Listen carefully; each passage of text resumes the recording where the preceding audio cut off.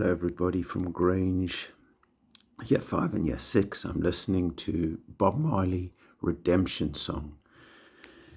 Emancipate yourself from mental slavery. None but ourselves can free our minds. It is the beginning of October. It is Black History Month. And Bob Marley, if it would not have been for Bob Marley, music around the whole world would not be the same. When we talk about Black History Month, what we're looking at is all the great figures of history throughout the world, throughout British history, the great black figures who without them the world would not be the same. We're in 2022. As humanity, we've made loads and loads of progress, and many good things have come about in my lifetime. I've seen South Africa end from being a country of apartheid to moving to a democratic republic. In my lifetime, I've seen the Berlin Wall come down and the end of the Iron Curtain, which was to do with communism. My parents were born in the time of the Second World War, and since the Second World War, which is 80 years ago, we have not seen another world war. So we've made loads and loads of progress as humanity, but there is still so far to go.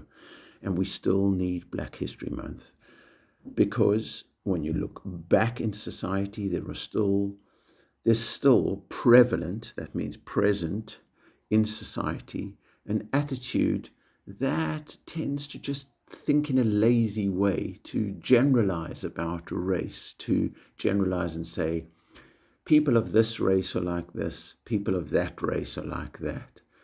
And although we have moved past the incredible tragedies of history, such as slavery, we have, and in even racist oppression such as apartheid, what we haven't done is move past a mindset that actually really looks at equality and really looks at equity and truly celebrates the difference, enjoys the difference, and can see black and white as different and equal and treated with equity. And that's why we need to have a Black History Month, so that we can just stop for a moment and celebrate the great heroes of history who were black, and without them the world would not be the same place. So Bob Marley came from Jamaica, but he was actually exiled from Jamaica. Now, exile means when you're sent away from your country and you have to go and live in another country because you cannot live in your own country of origin, which is obviously a terrible thing. So that word exile is a very powerful word, full of meaning and drama and tragedy, and it's a word that goes right back to the Bible. If you know the story in the Bible of Exodus, the story where the Israelites have to leave, they're exiled from, there's a time when they're exiled from Egypt. There's a time when they're exiled from Babylon. There's a time when they're exiled from their original birthplace. Bob Marley in the 1970s, he developed a type of music.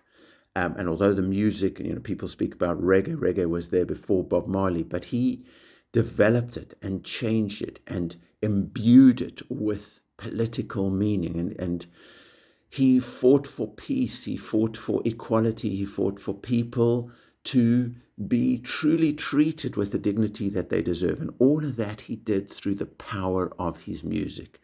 And his music had such impact that even people tried to assassinate him, which means to take his life. And that's why he had to leave Jamaica in the 1970s and move to London and write an album called Exodus and perform that album. And there's still songs that, as young as you are, if we played those songs, you would recognize those songs. One Love, Redemption Song, which I was listening now at the start of this message, these are songs that have such meaning. And I'll finish just with a little story.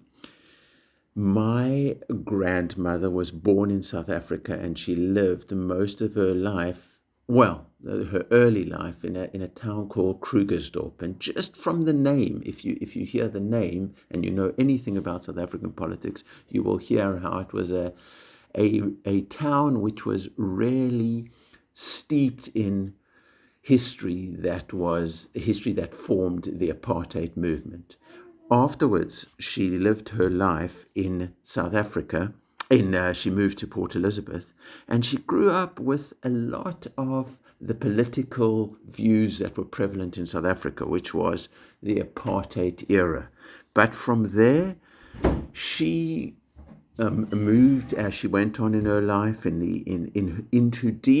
my grandmother lived into her 90s, her 80s, her 90s.